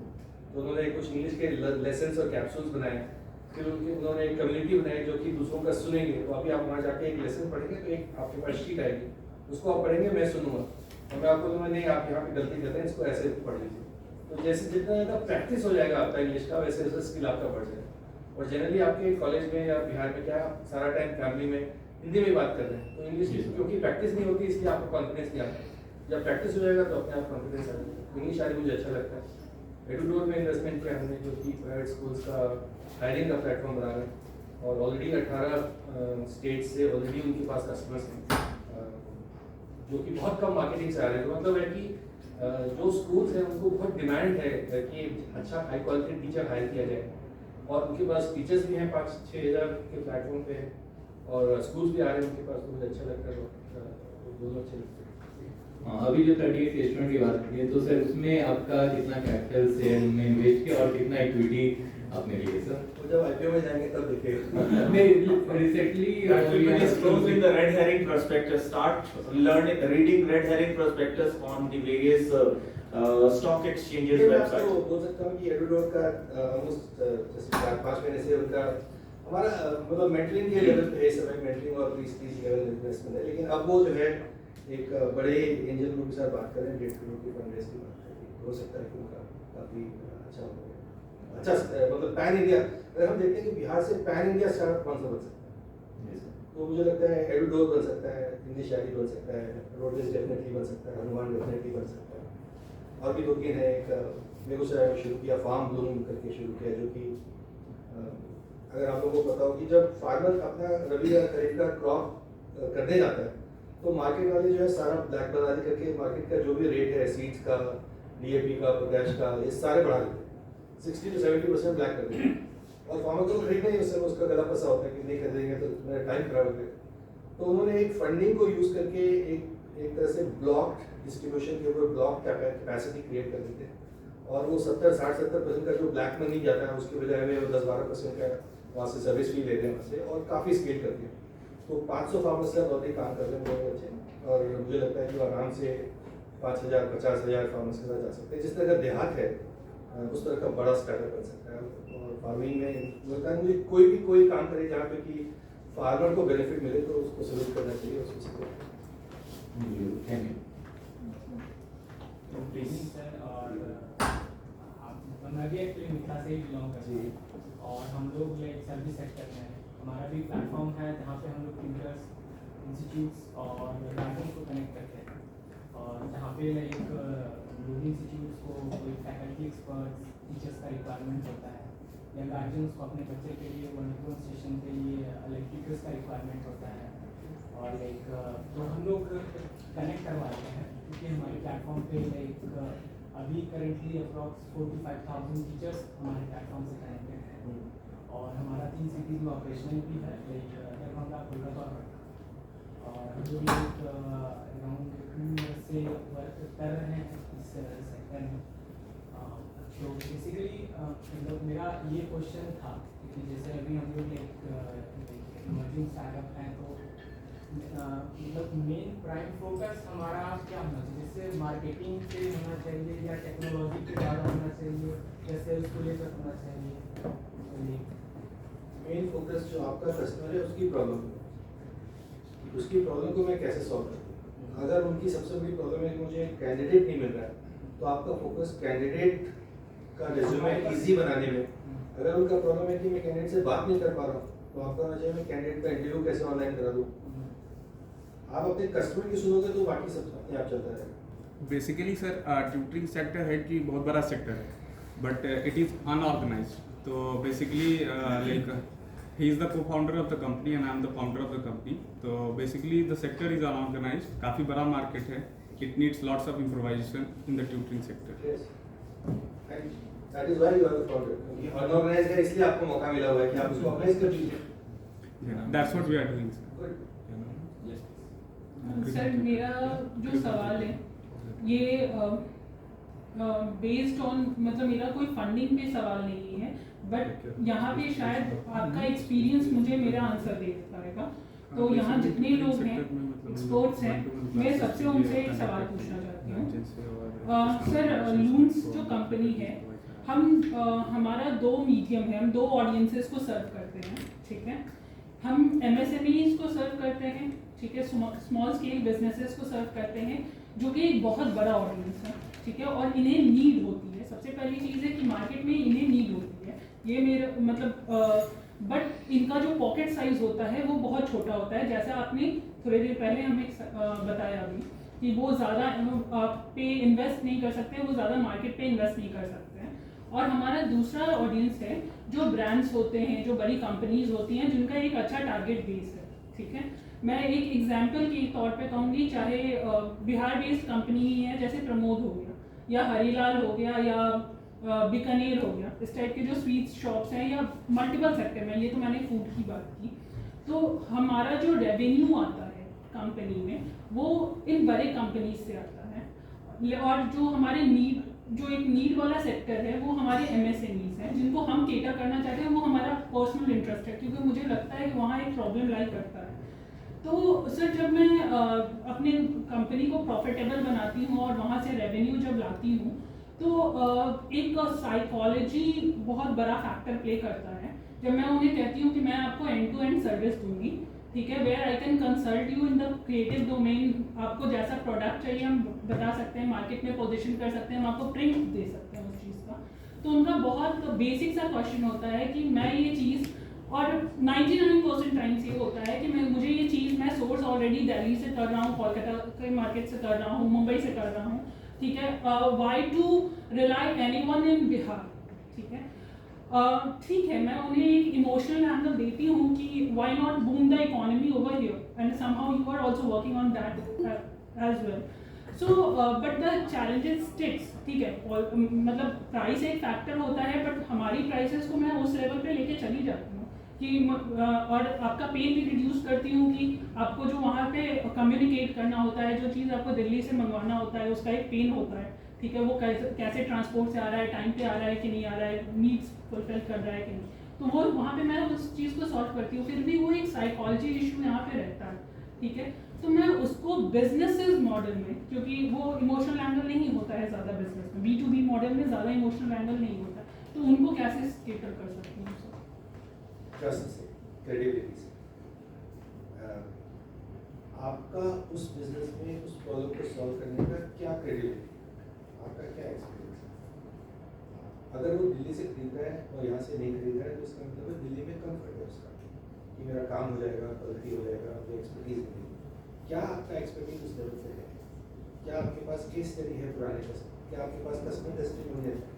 क्या आपके पास रिटर्न और इन्वेस्टमेंट का कुछ है? B2B मार्केटिंग और B2B सेल्स में क्रेडिबिलिटी और आपकी स्किल सेट्स की क्रेडिबिलिटी सबसे इम्पोर्टेंट है, और उसके बाद रिलेशनशिप इम्पोर्टेंट है। तो आप अगर लोकल रिलेशनशिप नहीं कर पा रहे हैं और वो ट्रस्ट कर रहा है किसी रिमोट, चाहे वो दिल्ली हो चाहे बॉम्बे हो, तो आपको ये दिखाना पड़ेगा कि आपकी क्रेडिबिलिटी और आपका स्किल सेट सेम लेवल पे है या उससे बेटर है, या कोई वेरिएबल में आप जो भी वो सर्विस दे रहा है उनको उससे बेटर कर सकते हैं।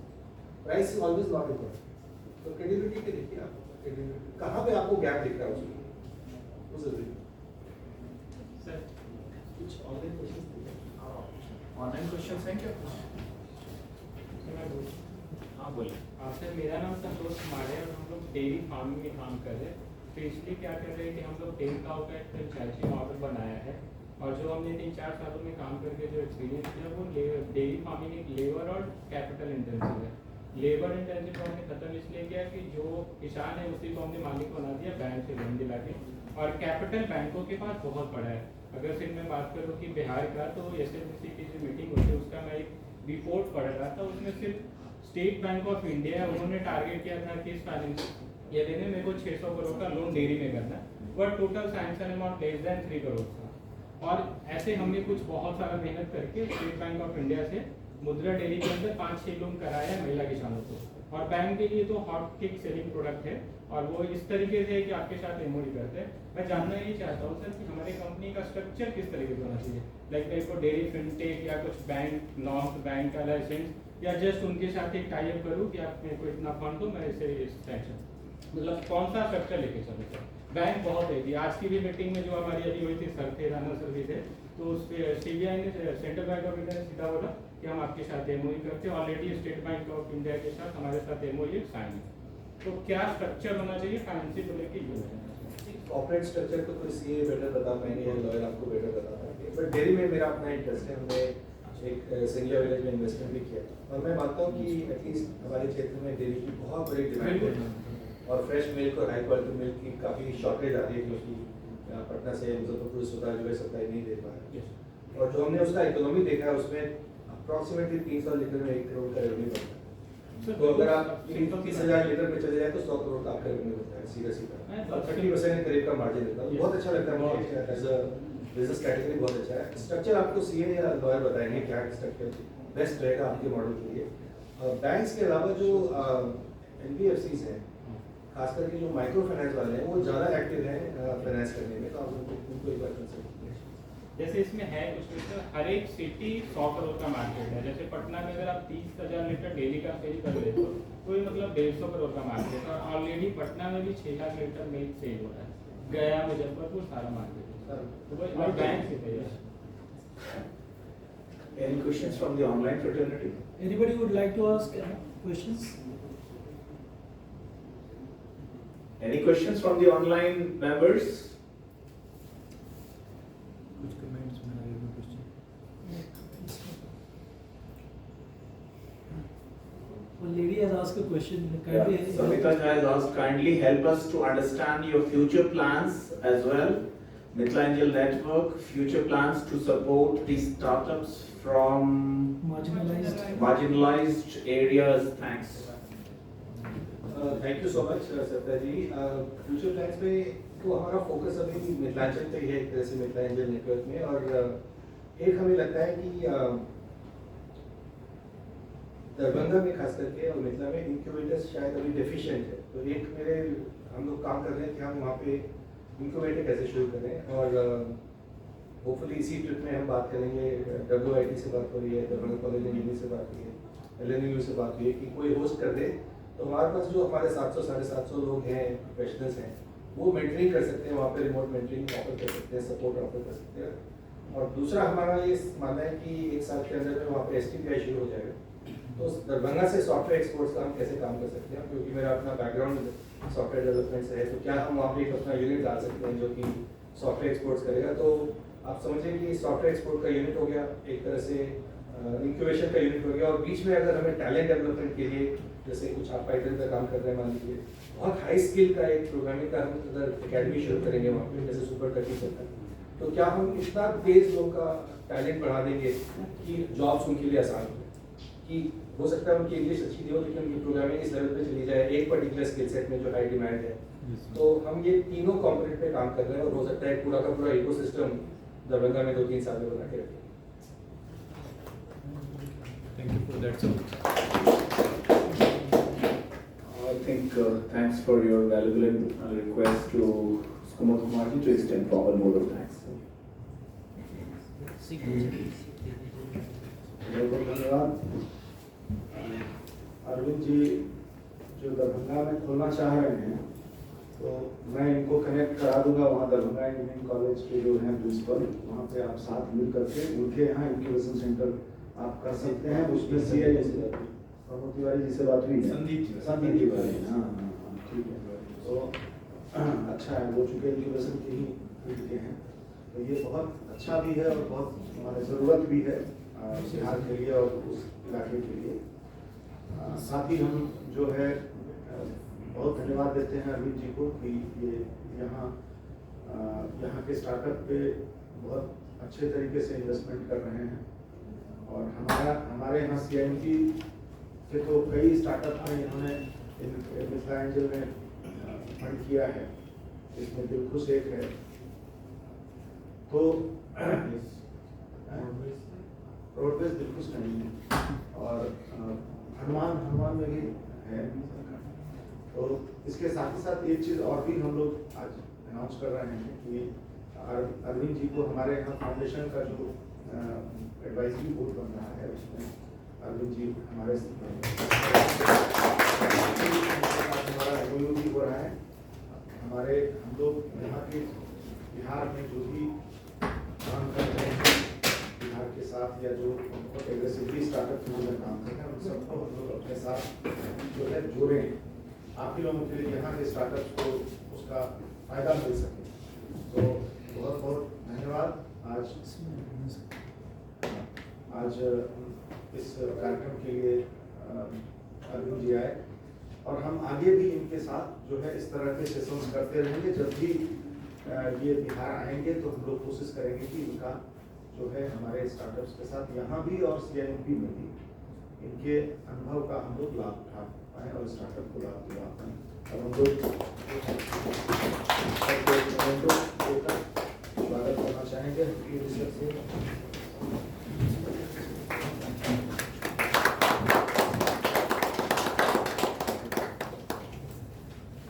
Kumar ji, thank you so much CIMP की तरफ से और बिहार की तरफ से होस्ट करने के लिए। Thank you so much and thank you for coming. Thank you sir.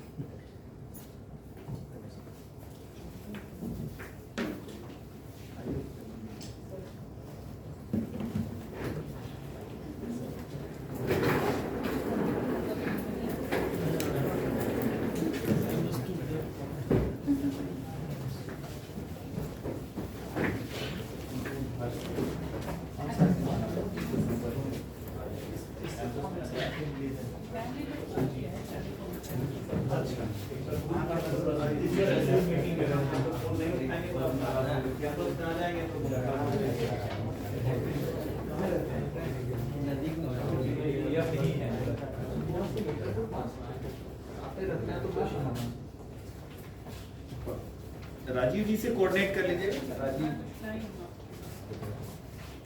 वैसे तो ये काफ़ी फन इंटरनेशनल है। करीबन 1-1.5 साल पहले एक किताब लिखी अपने एक क्लाइंट के लिए लिखी थी। हमारी पूरी टीम ने इस पर रिसर्च करके इसको डिज़ाइन खुद से लिखा है, सब कुछ खुद का है। सिर्फ फोटोग्राफ्स नहीं लिए थे क्योंकि थोड़ी बजट कम थी हमारी, बट 6 मंथ्स में ये बुक लिखी है और 1 मंथ में इसको प्रिंट किया है।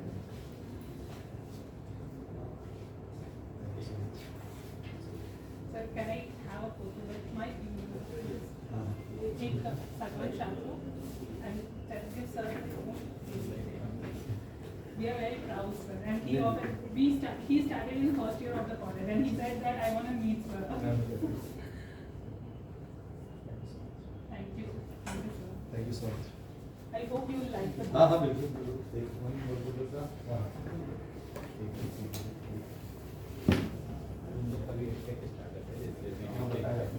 ट्रेनिंग करेगा लैंग्वेज वाला।